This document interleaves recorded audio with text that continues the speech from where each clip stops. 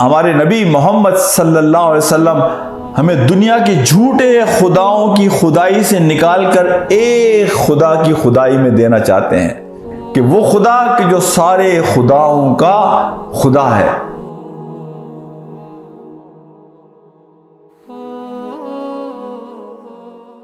اعوذ باللہ من الشیطان الرجیم، بسم اللہ الرحمن الرحیم۔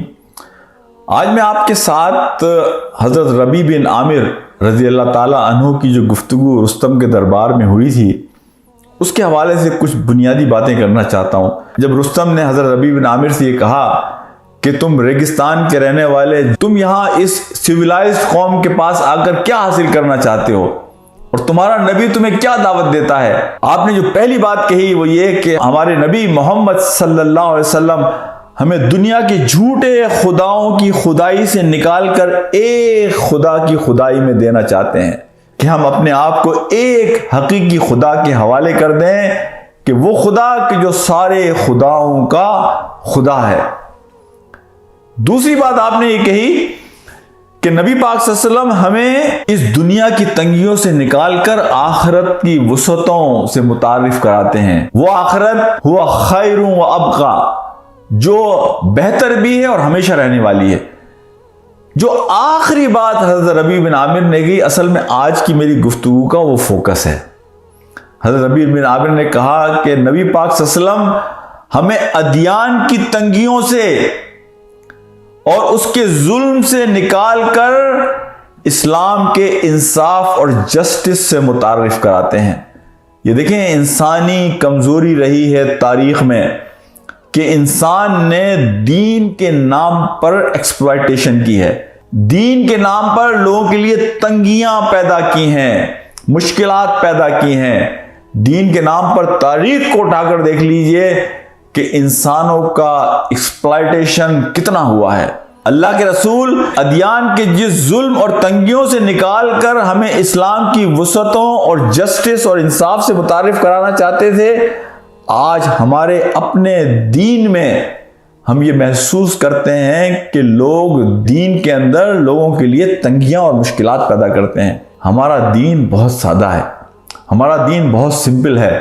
انا عند ظن عبدی بی، اس حدیث کو یاد رکھیے کہ اللہ آپ کے ظن کے مطابق، آپ اللہ کے بارے میں کیا سوچ رکھتے ہیں، آپ اللہ سے کیا توقع رکھتے ہیں، اللہ اسی کے مطابق آپ کے ساتھ آخرت کے دن معاملہ کرے گا۔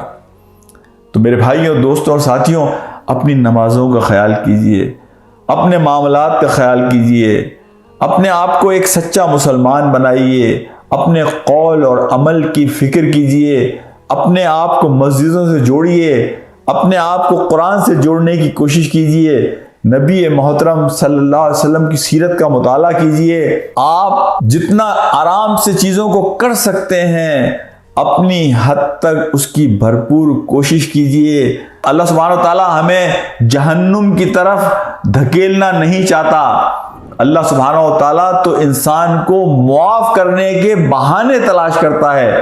اللہ کے فضل اور کرم سے لوگوں کو متعارف کرائیے۔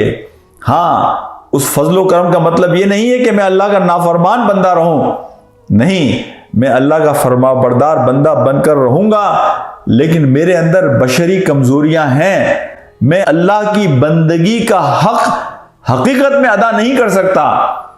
تو میری ساری کوششوں کے باوجود بھی جو میری کمزوریاں رہ جائیں گی، میں اللہ رحمان اور رحیم سے یہ توقع رکھتا ہوں کہ اللہ میری ان کمزوریوں کو درگزر کر دے گا، مجھے معاف کر دے گا۔